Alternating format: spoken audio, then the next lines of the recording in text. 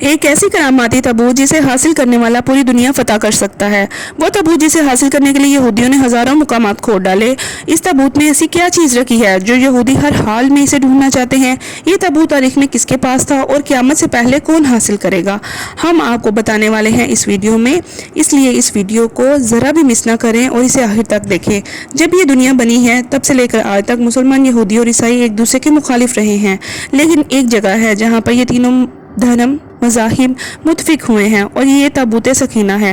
یہ ایک کرشماتی اور کراماتی تابوت ہے جو مومنوں کے دلوں میں سکون اور قرار کی غرض سے نازل ہوا تھا، اور حضرت آدم علیہ السلام سے کئی انبیاء کی میراث رہی ہے، جس کی وجہ سے اس کی عظمت اور پاکیزگی بہت زیادہ ہے۔ اس تابوت کو تابوت سکینہ اس لیے کہا گیا کیونکہ اس تابوت کے ذریعے لوگوں کے دلوں میں تسلی، اطمینان اور سکون حاصل ہوتا تھا، اس لیے اس صندوق کا نام تابوت سکینہ ہے۔ روایات کے مطابق یہ صندوق حضرت آدم علیہ السلام پر نازل ہوا جو شمشاد کی لکڑی سے بنا ہوا تھا۔ حضرت آدم علیہ السلام اسے اپنے ساتھ جنت سے دنیا میں لے کر آئے، اور آپ کی وفات تک یہ صندوق آپ کے پاس ہی رہا تھا۔ جب آپ کی وفات کا وقت قریب آیا تو آپ نے اسے اپنے جانثار بیٹے حضرت شیس علیہ السلام کو دے دیا۔ اس طرح یہ تابوت بنی شیس میں آ گیا اور آہستہ آہستہ حضرت یعقوب علیہ السلام تک پہنچ گیا۔ جب یہ تابوت بنی اسرائیل کی ملکیت ہو گیا تو حضرت موسیٰ علیہ السلام کے پاس آ گیا۔ اپنی قوم کو فرعون سے نجات دلانے کے لیے حضرت موسیٰ علیہ السلام نے اپنی قوم کے لیے ایک عبادت گاہ بنائی۔ اس عبادت گاہ میں ایک چھوٹی سی جگہ بنائی گئی جہاں موسیٰ علیہ السلام نے تابوت سکینہ کو رکھ دیا۔ اس کے بعد یہ جگہ حضرت داؤد علیہ السلام اور حضرت سلیمان علیہ السلام نے ایک عظیم عبادت گاہ میں بدل دی، جہاں تابوت رکھنے کے لیے ایک عمارت بنائی گئی جسے ہیکل کا نام دیا گیا۔ یہ عمارت جنات کی مدد سے بنائی گئی تھی۔ اس ہیکل میں اس قدر چمک اور روشنی تھی کہ رات میں بھی روشنی کی ضرورت نہیں پڑتی تھی۔ جس خاص کمرے میں ہیکل کو رکھا گیا اس کا نام القدوس تھا۔ اب سوال یہ اٹھتا ہے کہ آخر اس تابوت میں ہے کیا تھا جو بنی اسرائیل اس کو اس قدر مقدس سمجھتے تھے؟ اس صندوق میں دراصل پیغمبروں کی چیزیں تھیں، جس میں لوح قرآنی، تورات کی تختیوں کے ٹکڑے، من و سلوہ، یوسف علیہ السلام کا کرتا، ہارون علیہ السلام کی کباب، موسیٰ علیہ السلام کا عصا مبارک اور امامہ، اور سلیمان علیہ السلام کی انگوٹھی کے علاوہ اور بھی بہت سارے پیغمبروں کی صورتوں کے حلیے بنے ہوئے تھے۔ یہ صندوق بنی اسرائیل کے لیے بہت ہی مقدس اور بابرکت تھا۔ بنی اسرائیل جب بھی کسی کفار سے جنگ کرتے تھے اور دشمنوں کے بڑے بڑے لشکر دیکھ کر ڈر جاتے تھے تو اس صندوق کو اپنے آگے رکھ لیتے تھے۔ اس کے بعد اس تابوت سے ایسی رحمتیں اور برکتیں نکلتی کہ بنی اسرائیل کے جوانوں کے دلوں میں سکون اور اطمینان پیدا ہو جاتا تھا۔ ان کے لرزتے ہوئے دل چٹانوں کی طرح مضبوط ہو جاتے تھے اور انہیں ہر جنگ میں فتح حاصل ہوتی تھی۔ اس کے علاوہ بنی اسرائیل پر کوئی بھی مشکل یا مصیبت آتی تو اس صندوق کو آگے رکھ کر وسیلہ بناتے اور اللہ تعالیٰ سے دعائیں کرتے، ان کی دعائیں قبول ہو جاتی اور ہر آفت ٹل جاتی تھی۔ جب تک یہ صندوق بنی اسرائیل کے پاس رہا وہ دوسری قوموں پر غالب رہے۔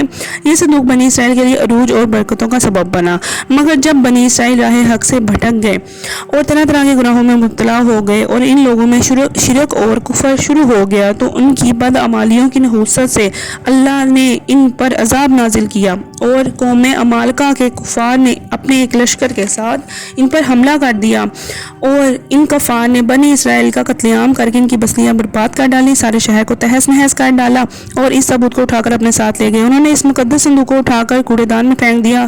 اس بے ادبی کا قوم عمالقہ پر بال پڑا، وہ طرح طرح سے بیماریوں میں مبتلا ہو گئے۔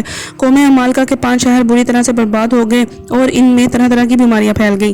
لہٰذا ان کفار کو یقین ہو گیا کہ اس مقدس صندوق کی بے ادبی کا عذاب آ گیا ہے۔ انہوں نے صندوق کو ایک بیل گاڑی پر لاد کر اسے بنی اسرائیل کی بستیوں کی طرف چھوڑ دیا۔ جب اللہ تعالیٰ نے 4 فرشتوں کو بھیجا اور اس مبارک صندوق کو بنی اسرائیل کے نبی حضرت شمبیل علیہ السلام کے پاس لے گئے، اس طرح بنی اسرائیل کو ان کی کھوئی ہوئی نعمت دوبارہ مل گئی۔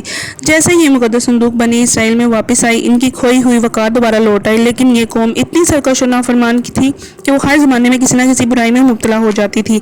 جب اس قوم میں پھر سے کفر اور شرک عام ہوا تو اللہ تعالیٰ کی طرف سے بادشاہ بخت نظر ان پر قہر برق نازل ہوا۔ بادشاہ بخت نظر نے یروشلم شہر پر حملہ کر دیا اور اس شہر کو پوری طرح برباد کر دیا۔ پورے شہر کو آگ لگا دی اور سارے شہر برباد کر دیے۔ شہر کے 5 سے 6 لاکھ افراد کا قتل عام کر دیا۔ اس تباہی میں مقدس صندوق تابوت سکینہ کہیں غائب ہو گیا۔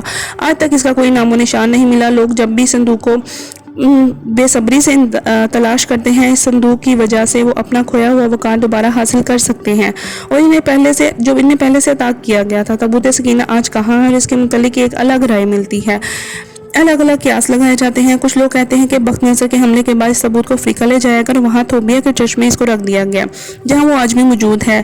کچھ لوگوں نے لکھا کہ جاپان کی پہاڑیوں میں ایک بادشاہ نے اسے دفن کرا دیا۔ ایک تھیوری کے مطابق یہ صندوق آج بھی حضرت سلیمان کے محل میں کہیں دفن ہے جو فلسطین میں آج بھی گم ہے، جس کی تلاش یہودی کافی عرصے سے کر رہے ہیں۔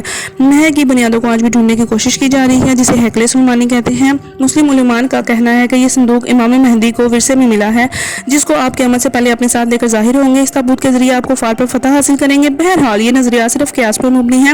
اصل میں یہ صندوق کہاں ہے اس کا علم صرف اللہ تعالیٰ کو ہے، لیکن یہ بات بھی حتمی ہے کہ جس دن یہ صندوق دنیا میں ظاہر ہو گیا اس دن قوموں کی تاریخ بدل جائے گی۔ جس قوم کے ہاتھ یہ تابوت آئے گی وہ قوموں پر غالب ہو جائے گی۔